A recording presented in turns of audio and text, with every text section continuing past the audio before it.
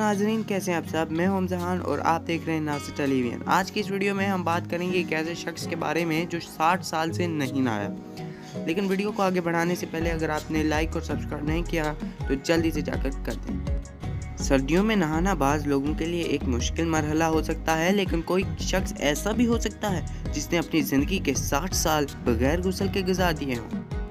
Iran के एक गांव का रहायशी 87 साल शख्स 6 दहाइयों से पानी के करीब भी नहीं आया, यानी उसने 60 साल से गुस्ल नहीं किया। ये शख्स पानी से खौफजदा है और इसे वहम है कि अगर वो नहाया तो बीमार पड़ जाएगा। चूँकि लोग इसे सख्त नापसंद करते हैं, लिहाजा वो इनसे दूर वीरान मकामात पर रहता है। जब उसे अपने बाल काटने की ज़रूरत पड़ती है तो वो उन्हें आग से जला देता है। मौसम सरमा में ये शख्स सर्दी से बचने के लिए एक जंगली हेलमेट पहने रखता है।